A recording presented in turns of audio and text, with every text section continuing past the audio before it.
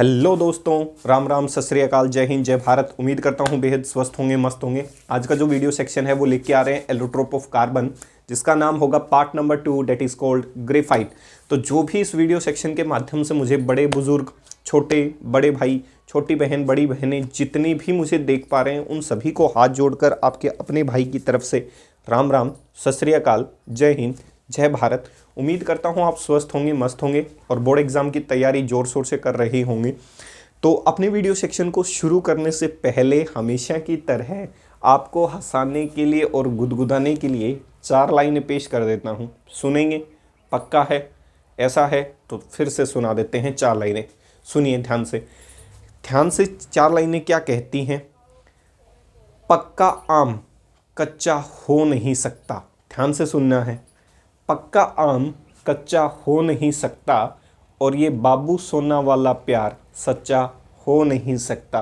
तो उम्मीद करता हूँ बेहद पसंद आई होंगी ये 4 लाइनें।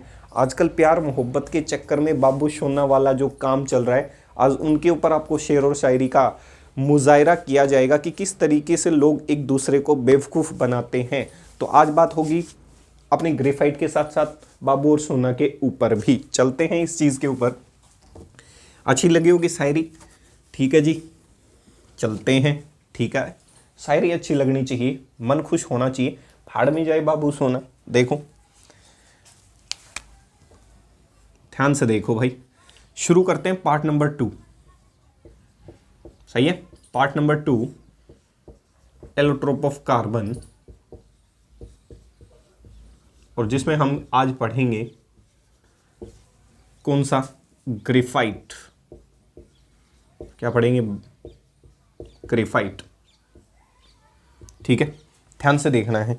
हमेशा की तरह ग्रेफाइट की वही चीज़ें, अकरेंस, प्रिपरेशन, स्ट्रक्चर, फिर देखेंगे कहाँ कहाँ फिजिकल प्रॉपर्टीज, कहाँ कहाँ यूजेस। सही है? देखो ध्यान से। सबसे पहले अकरेंस की बात करें, किधर मिलेगा? It is mainly found in China, Korea, Brazil, etcetera. End of thinking capacity. तो कह सकता हूँ ये कहाँ कहाँ मिलेंगे भाई। बेसिक इन्फॉर्मेशन है, थोड़ी सी देख लिया करो। अकरेंस वैसे भी केमिस्ट्री में इतनी काम नहीं होती कि कौन से देश में किधर किधर क्या मिलेगा। आपकी चाइना हो गया, कोरिया हो गया, ब्राज़ील हो गया, ऐसे देशों में आप आसानी से किसको ऑब्टेन करवा सकते हो? ग्रेफाइट को क्या करवा सकते हो? ऑब्टेन करवा सकते हो। कह सकता हूँ भारत में भी बहुत सी जगह मिलता है। झारखंड है, वहाँ से आप इसको क्या करवा सकते हो? ऑब्टेन करवा सकते हो। थोड़ी बहुत मात्रा के अंदर हर जगह मिलता हुआ नजर आएगा।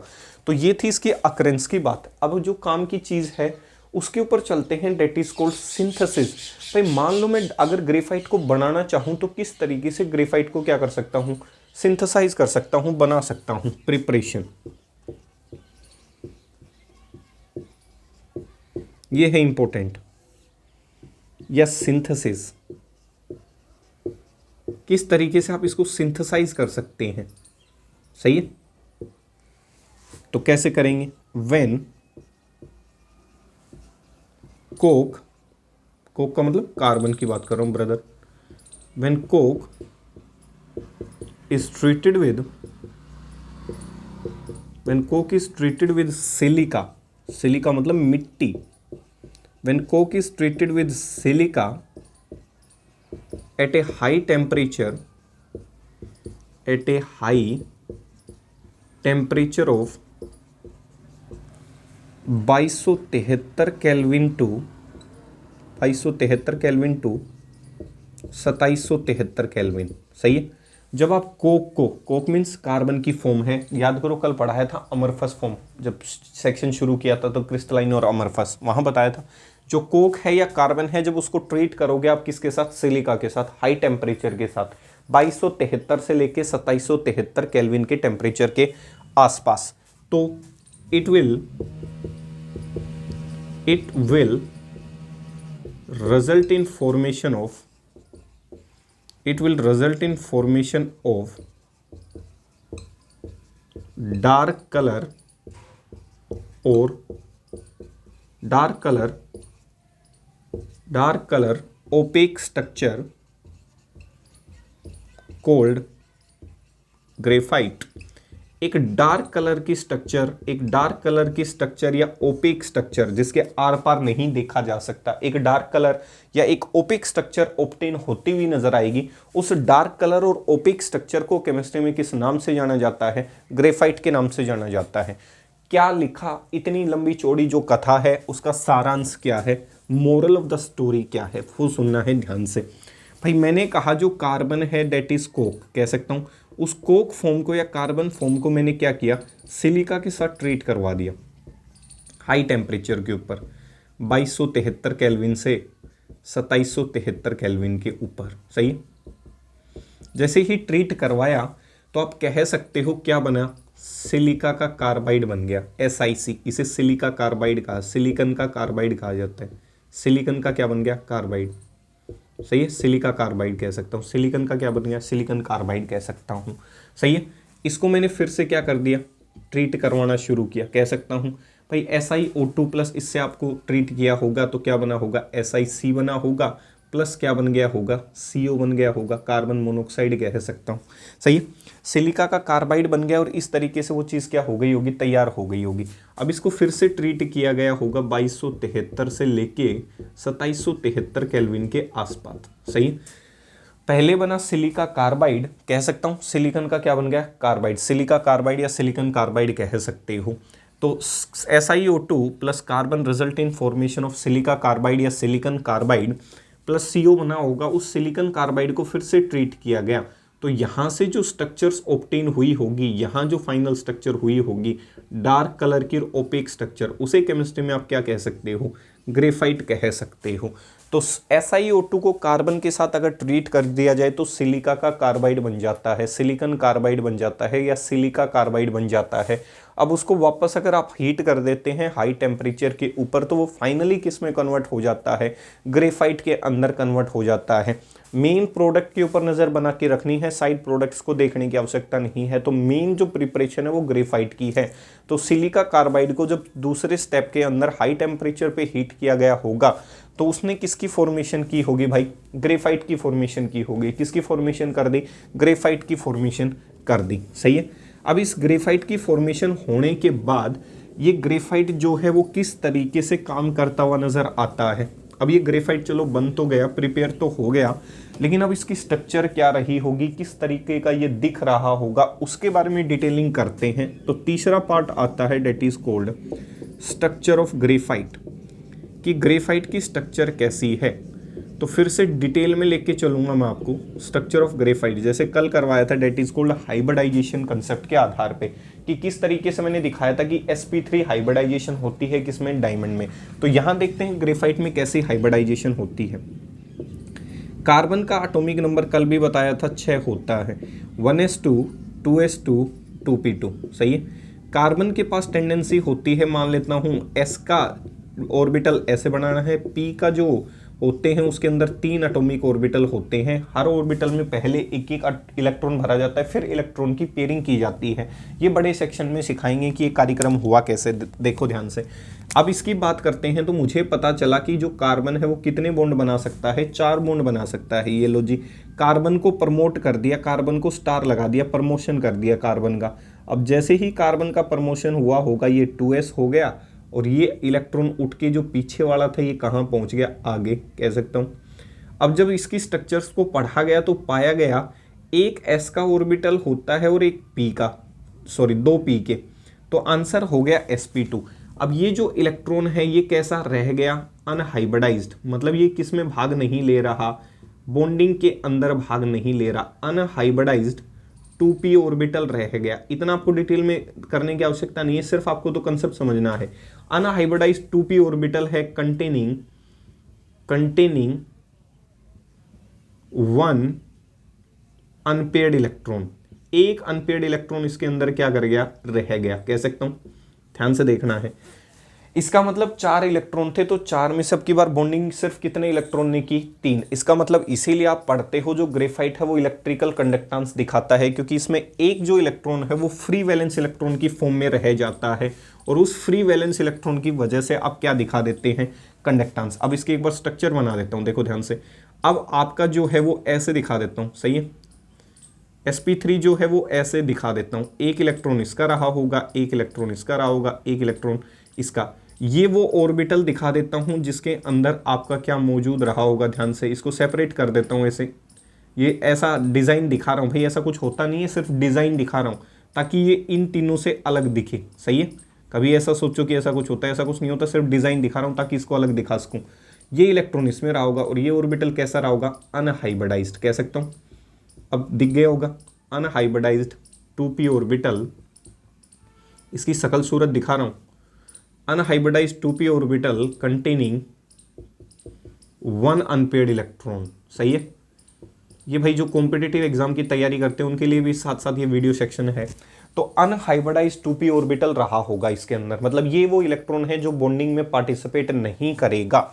अब देखो इसकी जो फाइनल स्ट्रक्चर है वो तैयार कर देता हूँ। ये तो इसकी ऑर्बिटल स्ट्रक्चर है, सही है। अब देखो जो sp2 होता है वो दिखता कैसे है, वो ऐसा दिखता है, ध्यान से देखना है, ऐसे दिखे 3 बॉन्ड, सही है।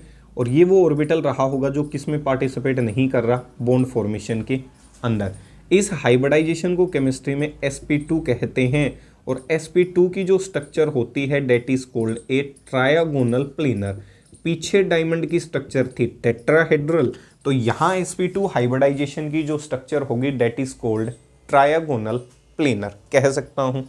अब क्वेश्चन यहाँ से एक साफ साफ दिख रहा है कि कार्बन बॉन्ड बनाता है 4 और ग्रेफाइट के अंदर अभी एक कार्बन ने सिर्फ 3 ही बॉन्ड बनाए हैं। तो आगे चल के मैं आपसे क्वेश्चन पूछूंगा कि चौथा बॉन्ड बनाने के लिए अब ग्रेफाइट क्या कर सकता है। तो यहाँ से ध्यान से इस चीज़ का उत्तर लेके जाना है। किताबों में सिर्फ आपने रट्टा मारा होगा कि जो ग्रेफाइट है वो शीट लाइक स्ट्रक्चर होता है, 2D शीट लाइक स्ट्रक्चर होता है कह सकता हूँ, या फिर हेक्सागोनल रिंग्स की फॉर्मेशन कर सकता है।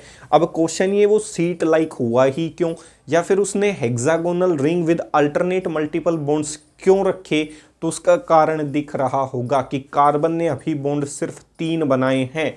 चौथा बॉन्ड बनाने के लिए वो अपने अंदर अल्टरनेट बॉन्ड्स कंटेन करता है। स्ट्रक्चर बनाऊंगा तब दिखाऊंगा, अल्टरनेट बॉन्ड मौजूद होते हैं उसके अंदर ताकि वो अपनी वैलेंसी को सेटिस्फाई करवा सके। इसीलिए वो हेक्सागोनल रिंग बनाता है, अल्टरनेट मल्टीपल बॉन्ड्स कंटेन करता है। तीसरा, सीट लाइक स्ट्रक्चर की फॉर्म में एग्जिस्ट करता है क्योंकि यही वो माध्यम है जिससे वो अपनी चौथी वैलेंसी बना सकता है, सीट लाइक स्ट्रक्चर की फॉर्म में ही। और उसके पास कोई और माध्यम नहीं है जिससे वो चौथी वैलेंसी को पूरा कर सके। तो 3 क्वेश्चन जो हैं आप स्टेटमेंटल फॉर्म में जो रटते हैं उसकी एक्सप्लेनेशन ये रही। कह सकता हूँ चौथी वैलेंसी को पूरा करने के लिए वो सारा कार्यक्रम रचता है, सही है। अब चलते हैं अब इसकी स्ट्रक्चर के ऊपर। ये तो था इसका क्या भाई, ऐसी स्ट्रक्चर बनी होगी। अब यहाँ से जब इस स्ट्रक्चर को पढ़ा गया तो क्वेश्चन ये आया कि डायमंड जो है उसने बॉन्ड तो कितने बनाए, 3 कह सकता हूँ। अब चौथा बॉन्ड बनाने के लिए वो क्या क्या प्रक्रियाएं या पराक्रम कर सकता है वो देखना है, ठीक है जी। फ्रॉम दिस ऑब्जर्वेशन, इसीलिए कहा जाता है भाई किसी की स्ट्रक्चर संरचना बड़ी इंपॉर्टेंट होती है क्योंकि सारी चीजें उसी से क्लियर हो जाएंगी। From this observation we conclude that in case of graphite in case of graphite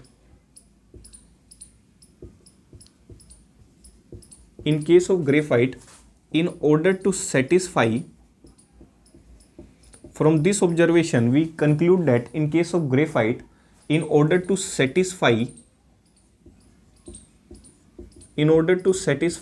the fourth valency, in order to satisfy, in case of graphite, in order to satisfy the fourth valency, graphite exists in the form of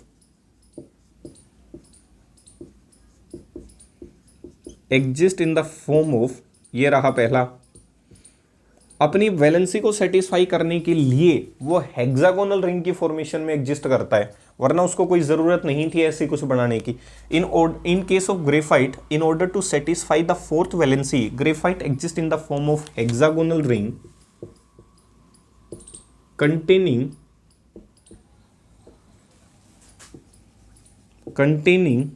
alternate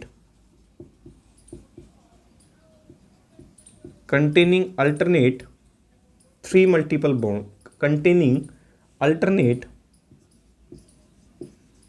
सही, bonds.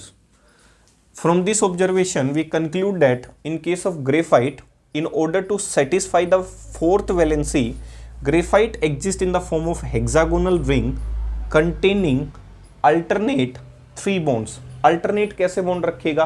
3 alternate bond अपने साथ रखता हुआ नजर आएगा। अभी दिखाता हूं अल्टरनेट बॉन्ड का मीनिंग क्या है। अल्टरनेट का मतलब डबल, सिंगल, डबल, ऐसी प्रक्रिया उसके अंदर चलती हुई नजर आएगी। सही है। दूसरा पॉइंट, जब एक हेक्सागोनल रिंग दूसरी हेक्सागोनल रिंग से अटैच हुई होगी तो उस समय जो कार्बन है वो कितनी स्पीसीज के साथ जुड़ सकता है, अभी दिखा देता हूं। देखो, एक जो हेक्सागोनल रिंग है, ये कह रहा है जी हेक्सागोनल रिंग की फॉर्म में वो चीज़ अटैच हुई होगी। कह सकता हूँ, ऐसे दिखा दूँ, ऐसे दिखा देता हूँ, अच्छा लगेगा। वो हेक्सागोनल रिंग की फॉर्म में क्या करता है? अटैच हो जाता है। सही है, देखो ध्यान से,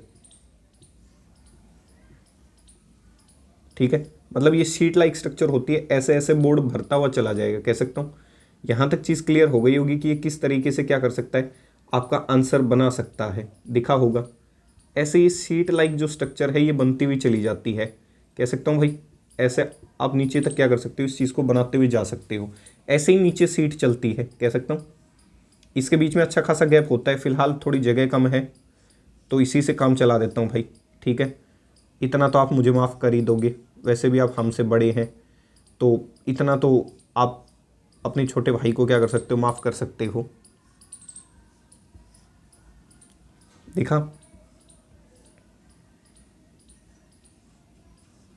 देख लो, आपके प्यार के चक्कर में ये स्ट्रक्चर बन गई, वरना पढ़ाते वक्त बड़ी दिक्कत होती है, बनने में नहीं आती। हो सकता है आपका डर हो, इसी वजह से जल्दी से बन गई हो। अब देखो ध्यान से, अब इसके ऊपर खड़े हो जाना है। देखो, इस कार्बन को पकड़ लेते हैं, ये दिखा रहा हूँ, देखा। अब ये कार्बन देखो कितने के साथ जुड़ा हुआ है। अब अल्टरनेट का मीनिंग समझ में आएगा। Alternates bond, containing alternate bonds, सही है। देखो, अल्टरनेट मल्टीपल बॉन्ड्स ऐसे आएंगे। मल्टीपल बॉन्ड कंटेन करता है अल्टरनेट। देखो, 1 दिखा, 2, 3, मतलब कार्बन बॉन्ड बनाता है 4, अभी बने कितने हैं? 3। तो अपनी चौथी वैलेंसी को सेटिस्फाई करने के लिए अल्टरनेट मल्टीपल बॉन्ड कंटेन करता है। अब चौथी वैलेंसी को सेटिस्फाई करने के लिए बीच में क्या डाल देगा? एक मल्टीपल बॉन्ड डाल देगा, डबल बॉन्ड डाल देगा। इसीलिए वो हेक्सागोनल की फॉर्म में तो एग्जिस्ट करते हुए एक कार्बन जो है, कई बार क्वेश्चन क्या पूछ लेता है, यही लिख देता हूं, इन case of hexagonal, in case of hexagonal ring, in case of hexagonal ring, one carbon is attached or satisfied by 3 valencies. In case of hexagonal ring, one carbon is attached or satisfied by 3 valencies. एक carbon जो है वो 3 valencies के साथ satisfied है, दिख रहा होगा, ये कार्बन रहा होगा। एक जो कार्बन है वो 3 कार्बन के साथ जुड़ा हुआ है। That is one carbon is attached with 3 other carbon atom. कह सकता हूं इसका मीनिंग ये है। देख सकते हो आप, हर चीज में जाके देख सकते हो, यहां देख सकते हो, एक जो कार्बन है वो 3 कार्बन के साथ जुड़ा हुआ है, मतलब अभी भी इसकी वैलेंसी क्या नहीं हुई है, सेटिस्फाई नहीं हुई है। सही है। वन कार्बन इज अटैच्ड और सेटिस्फाइड बाई 3 वैलेंसी, ठीक है। अब यहां लिख रहा हूं, अब देखो ध्यान से, अभी स्ट्रक्चर को ड्रॉ नहीं कर रहा हूं। अब मेरा क्वेश्चन ये है, चलो 3 ही वैलेंसी हुई, अब क्वेश्चन ये है कि चौथी वैलेंसी को सेटिस्फाई करने के लिए वो क्या कर लेता है, मल्टीपल बॉन्ड डाल लेता है अपने अंदर। सही है। अब चौथी वैलेंसी उसको क्या करनी है, सेटिस्फाई करनी है। तीसरा पॉइंट, भाई इसके ऊपर आधार पे लिख रहा हूं सारी चीजें, ये 3 ही बॉन्ड बने हैं, दिख रहे होंगे। अब चौथे बॉन्ड की वैलेंसी को, कार्बन बॉन्ड 4 बनाता है, तो चौथे बॉन्ड की वैलेंसी को सेटिस्फाई करने के लिए उसने क्या रखे होंगे, अल्टरनेट मल्टीपल बॉन्ड्स रखे होंगे। इसीलिए अल्टरनेट बॉन्ड की आवश्यकता पड़ी, ताकि वैलेंसी को सेटिस्फाई किया जा सके। इन order to satisfy fourth valency, in order to satisfy the fourth valency of carbon, it will contain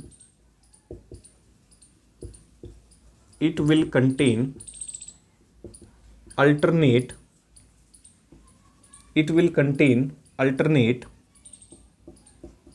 multiple bonds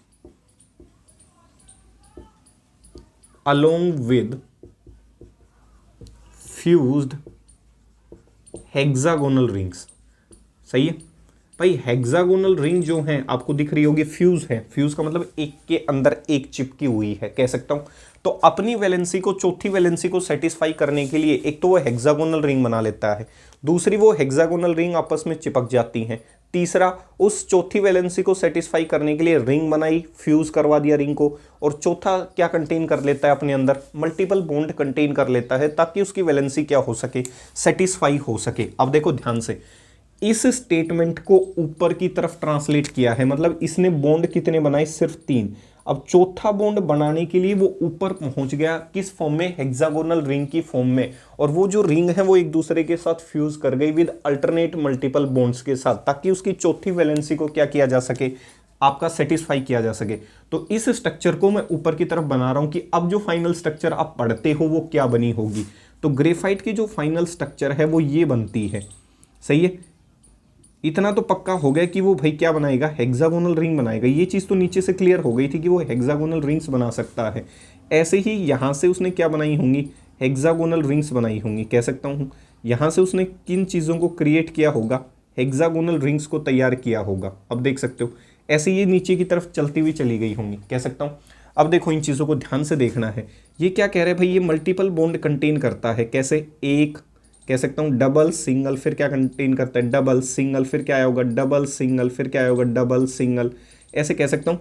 इस तरीके से वो मल्टीपल बॉन्ड्स कंटेन करता है, डबल सिंगल, फिर क्या आया होगा भाई, कह सकता हूँ, सॉरी, कह सकता हूँ ये डबल सिंगल, ये क्या है आया होगा भाई, कह सकता हूँ डबल सिंगल, ऐसे वो चीज़ें क्या करती चली गई होंगी, क्लिक करती हुई चली गई होंगी, कह सकता हूँ। देखो ध्यान से, अपनी चौथी वैलेंसी को सेटिस्फाई करने के लिए वो क्या कंटेन करता है, अल्टरनेट मल्टीपल बॉन्ड्स कंटेन करता है। देखो अब ध्यान से, इसको देखो ध्यान से, इसको, इस कार्बन को देखो, 1 बॉन्ड, 2 बॉन्ड, 3 बॉन्ड, और ये क्यों चौथा बॉन्ड। इसको देखो ध्यान से, 1 बॉन्ड, 2 बॉन्ड, कह सकता हूँ 3 बॉन्ड, सही है, और 1 बॉन्ड ऊपर का हो गया होगा, कह सकता हूँ।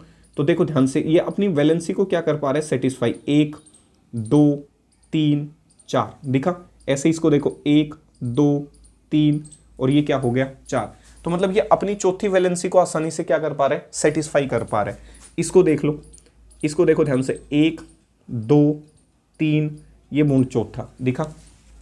इसको देख लो नीचे वाले को, 1 2 3, और ये 4। मतलब अपनी चौथी वैलेंसी को सेटिस्फाई करने के लिए उसने क्या रखे, अल्टरनेट मल्टीपल बॉन्ड्स अपने साथ रखे, कह सकता हूँ। ऐसे वो स्ट्रक्चर्स बनाता हुआ चला जाता है, कह सकता हूँ भाई, ऐसे ये स्ट्रक्चर्स आगे बढ़ती हुई चली गई होंगी। यहाँ से बात करें तो ये ऐसे स्ट्रक्चर्स चलती चली गई होंगी भाई, ऐसे उसने स्ट्रक्चर्स बनाई होंगी, कह सकता हूँ। अब देख सकते हो अपनी वैलेंसी को उसने क्या कर लिया, कंप्लीटली सेटिस्फाई। इसको चेक कर लो, 1 2 3, ये 4, इसको चेक कर लो भाई। आप कह सकते हो ऐसे ऊपर स्ट्रक्चर्स भी रही होंगी, सही है, कह सकता हूँ। अब देखो ध्यान से, इसको जब सेटिस्फाई किया गया तो 1 2 3 4, इसको सेटिस्फाई कर देता हूँ, 1 2 3, और ये बॉन्ड हो गया होगा चौथा, कह सकता हूँ। तो इस तरीके से वो अपनी वैलेंसीज को क्या करता हुआ चला जाता है, सेटिस्फाई। इस कार्बन पे खड़े हो गए तो 1 2 3, और ये 4, इस पे खड़े हो गए 1 2 3, और ये क्या हो गया, 4। तो देख सकते हो मतलब नीचे क्या था, एक कार्बन 3 कार्बन के साथ जुड़ा हुआ था, कह सकता हूं। तो ये जो स्ट्रक्चर्स है वो इसमें ट्रांसफॉर्म कर दी गई, कैसे भाई, एक कार्बन 3 कार्बन के साथ जुड़ा हुआ था, पढ़ने पे पाया गया कि वैलेंसी पूरी नहीं हुई, तो वैलेंसी को सेटिस्फाई करने के लिए एक रिंग दूसरी रिंग के साथ जुड़ती हुई चली जाती है और जुड़ने के बाद एक हेक्सागोनल फ्यूज स्ट्रक्चर बना लेती है और उस हेक्सागोनल फ्यूज स्ट्रक्चर में अपनी वैलेंसी को सेटिस्फाई करवाने के लिए आपका वो क्या कंटेन करता है, अल्टरनेट मल्टीपल बॉन्ड्स कंटेन करता है। अल्टरनेट का मतलब एक छोड़कर एक छोड़कर एक छोड़कर, ऐसे एक मल्टीपल बॉन्ड लगा दिया, फिर सिंगल बॉन्ड दे दिया, फिर मल्टीपल बॉन्ड लगा दिया, फिर बीच में सिंगल बॉन्ड दे दिया, फिर आपने क्या लगा दिया, मल्टीपल बॉन्ड, फिर बीच में सिंगल बॉन्ड, फिर मल्टीपल बॉन्ड, फिर आपने सिंगल बॉन्ड दे दिया, फिर आपने सिंगल बॉन्ड दे दिया, फिर ऐसे ऐसे करते करते वो क्या करता चला जाता है, मल्टीपल बॉन्ड्स लगाता हुआ चला जाता है, ताकि उसकी वैलेंसी क्या हो जाए, सेटिस्फाई हो जाए। इसीलिए आप पढ़ते हो जो उसकी स्ट्रक्चर होती है वो कैसी होती है, सीट लाइक स्ट्रक्चर होती है। कह सकता हूं ये जो आपकी ग्रेफाइट है इसकी स्ट्रक्चर कैसे, सीट लाइक स्ट्रक्चर। डायमंड की जो स्ट्रक्चर थी वो 3D थी और ये जो स्ट्रक्चर है ग्रेफाइट की ये कैसी है, आपकी 2D शीट लाइक स्ट्रक्चर है।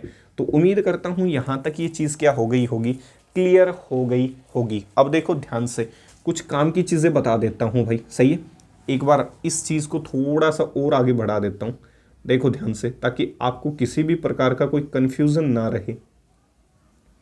सही है, 1 2 3 4 5 देख लेता हूँ एक बार, माफ़ी चाहूँगा भाई इस चीज़ के लिए। सही है, अब देखो ध्यान से, ऐसी स्ट्रक्चर ड्रॉ कर देता हूँ भाई मैं एक, ठीक है। सही है, ऐसी स्ट्रक्चर्स क्या करती हुई चली जाती हैं, ड्रॉ होती हुई चली जाती हैं। ऐसे स्ट्रक्चर्स रही होंगे। अब देखो ध्यान से, इस स्ट्रक्चर से और इस कार्बन की बात करूं, ऐसे ये स्ट्रक्चर आई होगी, ठीक है। यहां से इस कार्बन की स्ट्रक्चर्स की मैं बात कर लेता हूं, इन स्ट्रक्चर्स की ध्यान से देखना है। यहां से जो ये स्ट्रक्चर्स हैं इनकी जो दूरियां हैं, ये एक लेयर रही होगी और ये दूसरी लेयर रही होगी, कह सकता हूं सेकेंड लेयर, अनदर लेयर।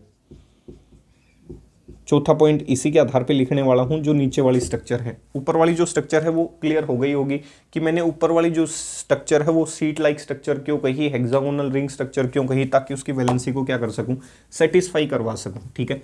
अब इसी स्ट्रक्चर को मैंने रब इसलिए नहीं किया था क्योंकि आगे के जो पॉइंट्स हैं वो मैं इसी के आधार पर बताने वाला हूँ for competitive exam. Competitive exam के लिए बड़े ही इंपॉर्टेंट है, बोर्ड एग्जाम के लिए, CBSE के लिए इंपॉर्टेंट है।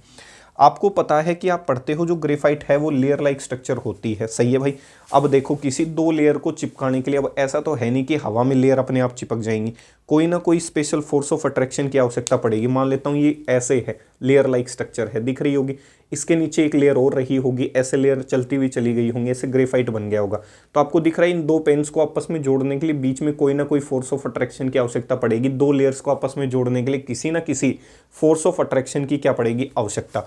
तो इन लेयर्स की बात कर रहा हूँ, सही है, इन लेयर्स की बात कर रहा हूँ, ध्यान से देखना है। तो इन लेयर्स को आपस में क्या करवाने के लिए भाई, जोड़ने के लिए, कह सकता हूँ इन लेयर्स को आपस में क्या करवाने के लिए, जोड़ने के लिए। तो कोई ना कोई ऐसी जो आकर्षित बल है, फोर्स ऑफ अट्रैक्शन है, जिसकी आपको क्या करती हुई नजर आएगी, आवश्यकता पड़ती हुई नजर आएगी। तो कह सकता हूँ इन लेयर्स को आपस में क्या करवाने के लिए, एडजस्ट करवाने के लिए, जोड़ने के लिए एक फोर्स होती है, that is called van der Waals force. ध्यान रखना है, वेंडरवाल फोर्स होती है, सही है। और इन लेयर्स के बीच की जो दूरी होती है, एक लेयर से दूसरी लेयर की जो दूरी होती है, डिस्टेंस होती है, वो होती है 340 पिकोमीटर। कह सकता हूँ कितने पिकोमीटर होती है, एक लेयर से दूसरी लेयर की जो दूरी होती है वो 340 पिकोमीटर होती है। ये इंपॉर्टेंट क्वेश्चन है। चौथा point, in case of graphite, in case of graphite, one layer is attached with another layer. In case of graphite, one layer is attached with another layer with the help of, सारी चीजें diagram से दिखा रहा हूं, structure से दिखा रहा हूं। In case of graphite, one layer is attached with another layer. In case of graphite की बात कर रहे हैं भाई, in case of graphite one layer is attached with another layer with the help of force named as van der Waals force। ध्यान रखना है, graphite के अंदर एक जो लेयर है वो दूसरी लेयर से कैसे जुड़ जाती हुई चली जाती है, वेंडरवाल फोर्स, शॉर्ट फॉर्म में लिख सकते हो VDW। सही है। In case of graphite one layer is attached with another layer with the help of force named as van der Waals force. अगला पॉइंट, द डिस्टेंस, बिल्कुल बारीक से बारीक क्वेश्चन करवा दिया, इससे बाहर नहीं जाएगा। The distance between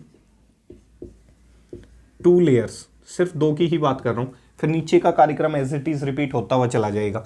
the distance between two layer is near about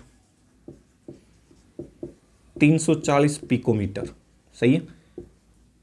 एक जो पिकोमीटर होता है, पिको मीटर, पीके नहीं, पिको, एक पिकोमीटर जो होता है वो 10 की पावर -12 मीटर के बराबर होता है। देख सकते हो, एक लेयर से दूसरी लेयर की बीच की जो दूरी है, उस दूरी की अगर डिस्टेंस की कैलकुलेशन की जाए तो वो कितनी पाई जाती है, 340 पिकोमीटर। एक लेयर से दूसरी लेयर को ग्रेफाइट में जोड़ने के लिए जिस फोर्स की आवश्यकता पड़ती है, डेट इज वेंडरवाल फोर्स। इसीलिए आपने पढ़ा होगा कि ग्रेफाइट लेयर के ऊपर जैसे ही हम थोड़ा सा स्ट्रेस अप्लाई कर देते हैं, जैसे ही आप उसको क्या करते हो, स्ट्रेस अप्लाई कर देते हो, भारी प्रेशर बढ़ा देते हो, तो शीट जो है वो एक दूसरे के ऊपर क्या करना शुरू कर देती हैं, स्लिपरी इन नेचर। ग्रेफाइट की जो स्ट्रक्चर्स होती हैं वो एक लेयर दूसरी लेयर के ऊपर क्या कर सकती है, स्लिप कर सकती है। तो आपको पता है स्लिपरी का मतलब, जैसे आप स्ट्रेस अप्लाई करेंगे तो ये ऐसे लेयर हुआ करती थी, एक दूसरे के ऊपर क्या करना शुरू कर देंगी, स्लिप कह सकता हूँ, ऐसे स्लिप हो जाएंगी। अब स्लिपरी नेचर कब हो सकता है, जब लेयर के बीच में फोर्स ऑफ अट्रैक्शन कमजोर हो। तो वेंडरवाल जो फोर्स है अच्छी खासी कमजोर फोर्स है, कह सकता हूँ वेंडरवाल जो फोर्स है, वेंडरवाल जो फोर्स है अच्छी खासी कमजोर फोर्स है। Van der Waals force is the weakest force, van der Waals force is the weakest force of attraction. Van der Waals force is the weakest force of attraction, सबसे कमजोर फोर्स ऑफ अट्रैक्शन है। Van der Waals force is the weakest force of attraction when stress is applied. जैसे ही आप stress apply करेंगे, काम की चीज बता रहा हूं भाई, when stress is applied it get broke down. When stress is applied it get broke down and one layer is slipped over other layer. इस नेचर की वजह से आपकी ग्रेफाइट कैसा होता है, स्लिपरी। सही है। इसीलिए आपको किताबों में जो ज्ञान दिया जाता है कि वो स्लिपरी होता है, तो उसका कारण ये है, उनके बीच में week van der Waals force of attraction होती है। जैसे ही स्ट्रेस लगाओगे, स्ट्रेस लगाते ही वो लेयर क्या कर जाएगी, स्लिप कर जाएगी। And one layer is slippery, is slipped over other type of layer and hence graphite is slippery in nature। जैसे एग्जाम्पल,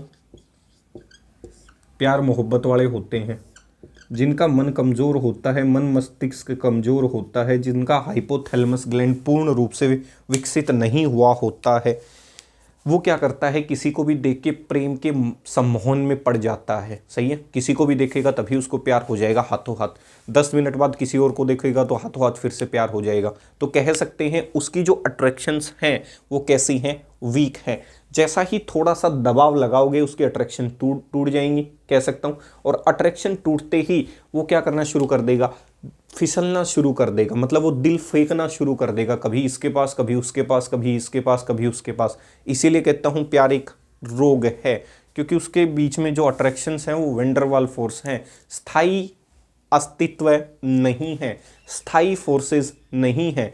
तो प्यार में जो पाई जाने वाली फोर्सेस हैं वो जस्ट लाइक ग्रेफाइट हैं। तो ग्रेफाइट में एक वीक वेंडरवाल फोर्स होती है, ऐसे ही प्यार के अंदर जो फोर्स पाई जाती है that is weak van der Waals force.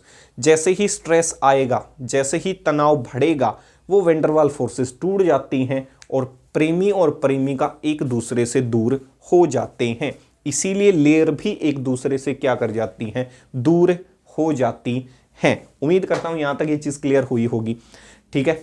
अच्छा लग रहा होगा, बेहद सुकून सा मिल रहा होगा। तो 4 लाइनें सुना देता हूँ फिर इसी बात पे, ध्यान से सुनना है, ध्यान से सुनना है भाई, बिल्कुल ठीक है।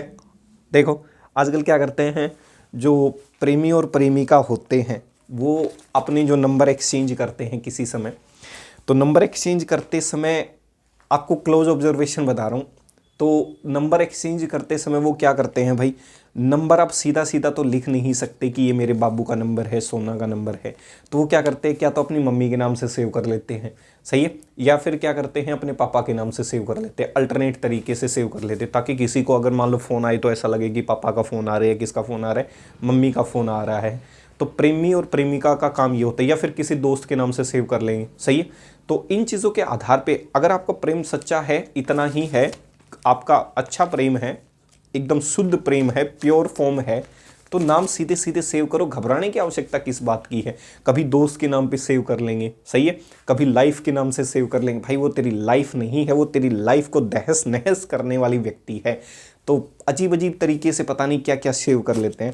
तो उनके लिए 4 लाइनें ध्यान से सुनना है, उनको मेरी तरफ से सलाह है, जो भी प्रेमी या प्रेमिका हैं तो अपने नंबर किस तरीके से सेव करवा सकते हैं अपनी प्रेमिका या अपनी प्रेमिका का।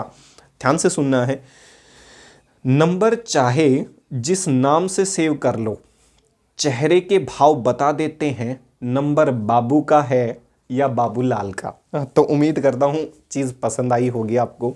तो बाबू बाबू के नाम से कोई सेव करने की आवश्यकता नहीं है, सीधा भरो भाई किसके नाम से, बाबूलाल के नाम से।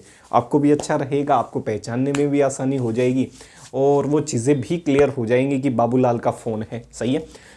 इसी बात पे प्रेमिका को भी, अब जब प्रेमी जो है उसके लिए तो सुझाव दिया गया है, तो अब प्रेमिका का जो नाम है वो आप किस तरीके से सेव करोगे वो भी मैं आपको जल्द ही बताता हुआ नजर आऊँगा।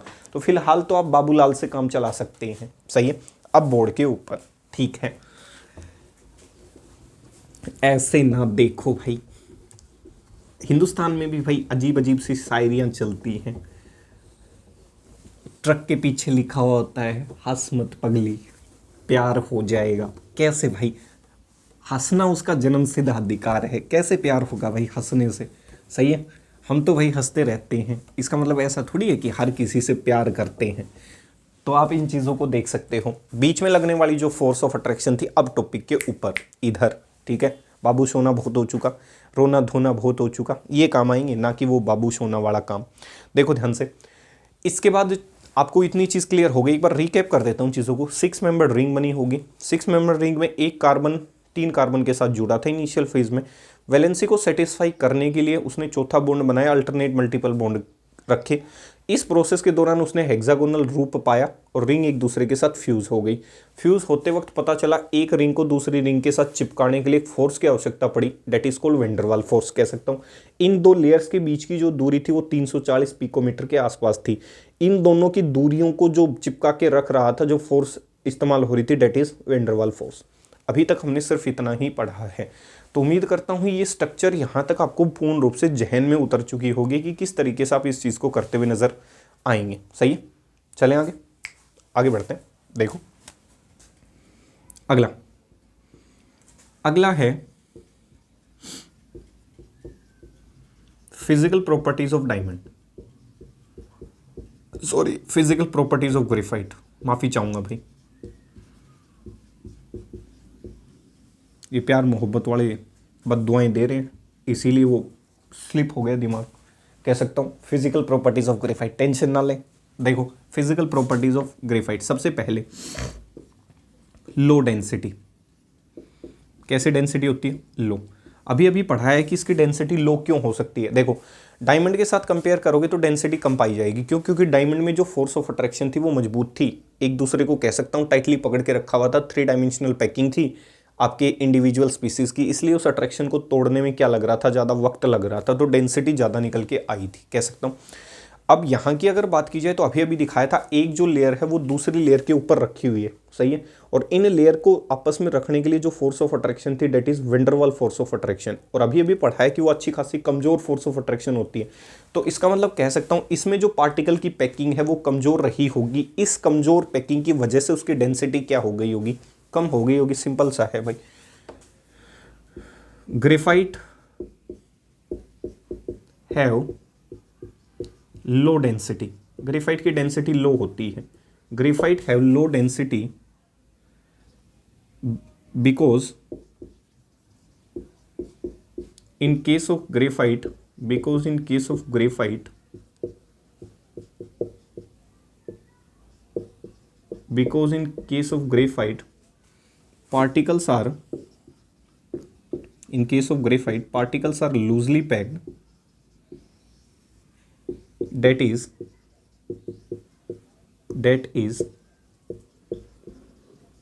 one layer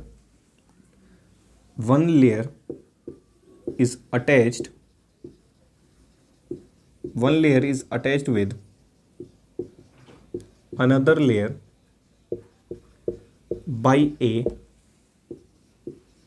weakest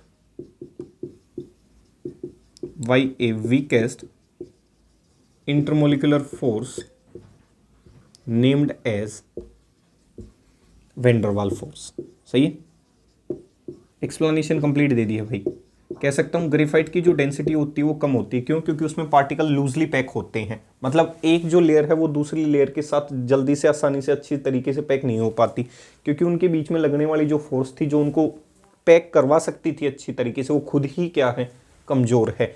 तो इसीलिए जो ग्रेफाइट है उसकी डेंसिटी क्या पाई जाती है, कम पाई जाती है। कितनी होती है? The density of graphite is near about, the density of graphite is near about 2.25 gram per centimeter cube, which is much less than the density of diamond। सही है, कोई क्वेश्चन पूछ ले कि डायमंड और ग्रेफाइट में किसकी डेंसिटी ज़्यादा होती है, तो आंसर होगा डायमंड की डेंसिटी ज़्यादा होती है और ग्रेफाइट की डेंसिटी क्या होती है, कम होती है। डायमंड की डेंसिटी कल ही पढ़ाई थी आपको, सही है, याद होगी, 3.5 ग्राम पर सेंटीमीटर क्यूब। देख सकते हो अच्छी खासी क्या होती है, कम होती है, और इसकी डेंसिटी 2.25 ग्राम पर सेंटीमीटर क्यूब होती है। तो यहाँ तक उम्मीद करता हूँ ये चीज़ क्लियर हो गई होगी कि इसकी डेंसिटी क्या पाई जाती है ब्रदर, कम पाई जाती है। आगे चलते हैं दूसरे पॉइंट के ऊपर। सही, दूसरा पॉइंट क्या कहता है?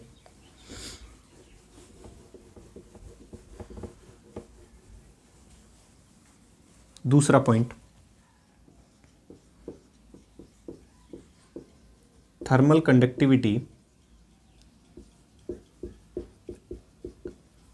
And electrical conductance.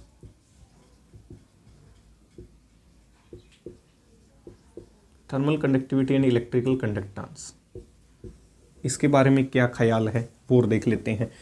आपको इतना तो पता है कि ये 2D स्ट्रक्चर है, तो इसकी थर्मल कंडक्टिविटी डायमंड से भी कम होगी। और कंडक्टेंस की बात की जाए, इलेक्ट्रिकल कंडक्टेंस, तो पीछे स्ट्रक्चर्स में दिखाया था, इसके पास एक फ्री वैलेंस इलेक्ट्रॉन मौजूद होता है जो बॉन्डिंग में पार्टिसिपेट नहीं करता। उस फ्री वैलेंस इलेक्ट्रॉन की वजह से ग्रेफाइट कंडक्ट कर सकता है इलेक्ट्रिसिटी को। छोटा सा रीजन है,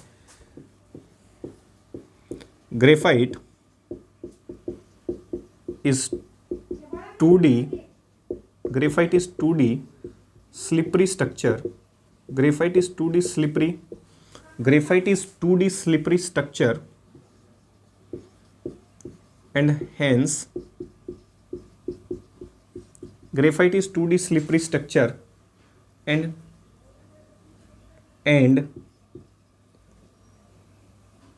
containing, ऐसे लिख लो, and containing loose packing of particles। Graphite is 2D slippery structure and containing loose packing of particles. Due to this reason,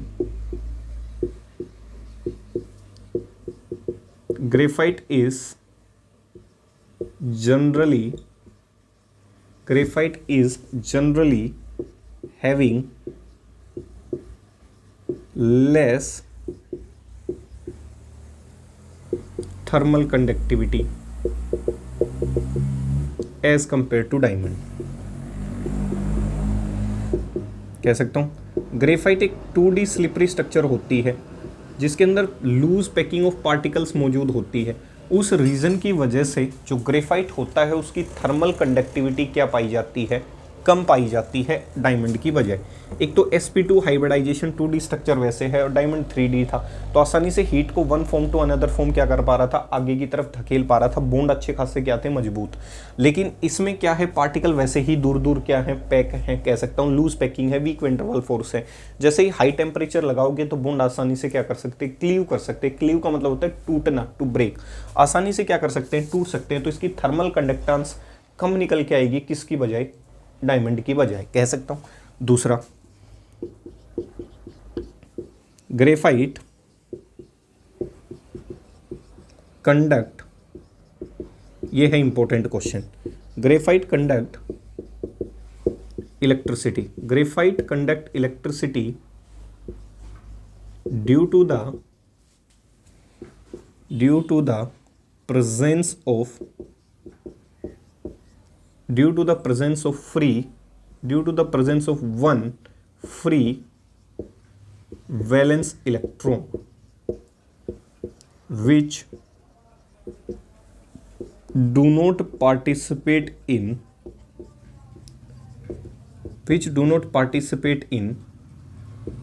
chemical bond formation। जो किस में पार्टिसिपेट नहीं करता, एक जो इलेक्ट्रॉन है वो क्या रहता है, फ्री रहता है, और वो फ्री इलेक्ट्रॉन किस में पार्टिसिपेट नहीं करता, बॉन्ड की फॉर्मेशन में मदद नहीं करता। पीछे जाके आप देख सकते हो वीडियो सेक्शन में जब हमने शुरुआत की थी तो ऐसे बनाया था। अब मैं फाइनल स्ट्रक्चर प्रमोशन के साथ दिखा देता हूँ। तो यहाँ से हमने क्या किया था, सही है, आप कह सकते हो sp2, ये जो इलेक्ट्रॉन था ये क्या था, फ्री वैलेंस इलेक्ट्रॉन, और ये जो फ्री वैलेंस इलेक्ट्रॉन था यही रिस्पॉन्सिबल है किसको कंडक्ट करने के लिए, इलेक्ट्रिकल कंडक्टेंस को करने के लिए। मैंने कहा था दो चीज़ें होती हैं केमिस्ट्री में, एक आयन होती है और एक फ्री वैलेंस इलेक्ट्रॉन होते हैं, जो इलेक्ट्रिकल कंडक्टेंस के लिए क्या होते हैं, जिम्मेवार होते हैं। तो इस फ्री वैलेंस इलेक्ट्रॉन की वजह से वो क्या कर सकता है, इलेक्ट्रिसिटी को कंडक्ट कर सकता है, कह सकता हूँ। यहाँ तक इतनी चीज़ क्लियर हो गई होगी। अगला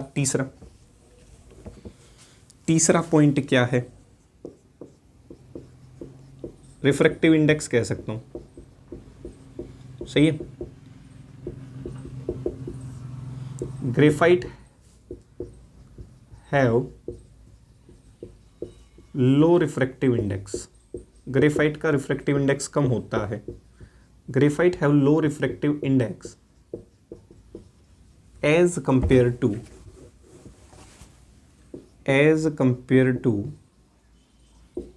diamond,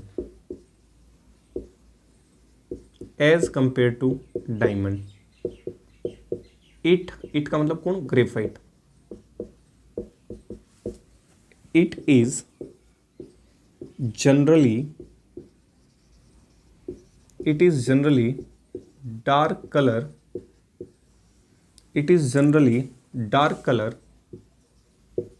solid structure, it is generally dark color solid structure with opaque nature। Opaque का मतलब होता है किसी चीज़ के आप पारदर्शिता ना रख सकते हो, किसी चीज़ को आर पार ना देख सकते हो। जैसे ग्लास आता है कोई, तो उस ग्लास को हम क्या कर सकते हैं, आर पार देख सकते हैं। तो ये इतना काला, गाढ़ा काला होता है कि इसके आर पार आप नहीं देख सकते, ओपेक होता है। ट्रांसपेरेंट मतलब जिसके आर पार देखा जा सके, ओपेक जिसके आर पार देखा ना जा सके। तो इसका रिफ्रैक्टिव इंडेक्स इतना कम होता है कि कह सकते हो एक प्रकार का काला नज़र आता है, और उस कालेपन की वजह से ये कैसा होता है, ओपेक नेचर कंटेन करता है। तो उम्मीद करता हूँ यहाँ तक ये चीज़ क्या हो गई होगी, आपको क्लियर हो गई होगी कि किस तरीके से आपका जो ग्रेफाइट है वो क्या करता हुआ नज़र आता है, ऑपरेट करता हुआ नज़र आता है। सही है, इतनी चीज़ क्लियर हो गई भाई, ठीक है। आगे चलते हैं। अब आपको यहाँ तक ये चीज़ें पूर्ण रूप से क्लियर हो जानी चाहिए कि किस तरीके से ये चीज़ें ऑपरेट करते हुए नजर आएंगी केमिस्ट्री के अंदर। अब आपको कोई तकलीफ, पीड़ा, दुख नहीं होना चाहिए एलोट्रोप ऑफ कार्बन के ऊपर। अगला जो सेक्शन लेके आएंगे हम, that is called uses of graphite, कि ग्रेफाइट के यूजेस हैं कहाँ। फिर पार्ट नंबर 3 लेके आएंगे, डेट इज़ कॉल्ड फ्यूलरिन, आपका फुलरिन बनता कैसे है, कह सकता हूँ कहाँ कहाँ यूज़ कर सकते हैं, कौन सी शेप में पाया जाता है। बक्की बॉल मिनिस्टर के बारे में पढ़ेंगे कि वो किस फॉर्म में एग्जिस्ट करता है, स्फीरोइडल शेप में एग्जिस्ट करता है। उन चीज़ों के बारे में क्या करेंगे, डिस्कस करते हुए नज़र आएंगे। तो जानने से पहले हमेशा की तरह आपको हंसाने के लिए और गुदगुदाने के लिए 4 लाइनें पेश कर देता हूँ, ध्यान से सुनना है। 4 लाइनें क्या हैं, ये एक शब्द है, बड़ा ही फेमस शब्द है, बाबू सोना वाला। ये शब्द क्या है कि एक दूसरे को अच्छी तरीके से मूर्ख बनाने में खूब इस्तेमाल किया जाता है। जो लोग जितना शब्द इसका इस्तेमाल करते हैं वो एक दूसरे को उतना ही मूर्ख अच्छी तरीके से बना पाते हैं। और बाबू और सोना का मतलब होता है कि दिखावा करना, ठीक है जी। इसका मतलब प्यार उन्हीं लोगों को होता है या प्यार वही लोग करते हैं जो झूठ बोलने में कह सकते हो अव्वल दर्जे के मक्कार व्यक्ति हों। क्योंकि प्यार में झूठी झूठी कस्में वादे खाने पड़ते हैं, चांद तोड़ लाऊं, सितारे तोड़ लाऊं, जेब में पैसे ना हों, कहाँ रहेंगे हम, आपके दिल में रह लेंगे, सही है, आँखों में रह लेंगे, वहाँ रह लेंगे। भाई आँखों से आंसू निकलते हैं तो आंसू निकलते वक्त हो सकता है आपका प्रेमी या प्रेमिका भी बह के निकल जाए, तो ऐसे गप्पे ना मारा करो। तो ये बाबू सोना जो प्यार मोहब्बत वाले होते हैं, जितना झूठा और मक्कार व्यक्ति मिलेगा वो प्यार करता हुआ नजर आएगा। प्यार की पहली पहचान होती है। ध्यान से सुनना है, हम लोग प्यार क्यों नहीं करते उसके पीछे कारण बता देता हूँ, ध्यान से। किसी के भी ऊपर ले सकते हो, मेरे ऊपर ले सकते हो, क्यों मैं इस चीज़ में इतना बिलीव नहीं करता। ये बाबू सोना जादू टोना हमसे ना हो पाएगा, भले ही सिंगल मर जाऊं लेकिन किसी के आगे सर झुकाना हमसे ना हो पाएगा, किसी से सच छुपाना, किसी को झूठ बताना हमसे ना हो पाएगा, ये बाबू सोना जादू टोना हमसे ना हो पाएगा। तो उम्मीद करता हूँ प्यार का मतलब है धोखा, मक्कारी। जो व्यक्ति जितना झूठ बोलता है वही प्यार कर सकता है। ये आज का मोरल संदेश है। तो मिलते हैं अगले वीडियो सेक्शन में उसी एनर्जी के साथ, उसी मूड के साथ, उसी कंटेंट के साथ। तब तक के लिए आपका दोस्त, आपका होस्ट आपसे विदा चाहेगा। तब तक के लिए जय श्री राम, जय हिंद, जय भारत।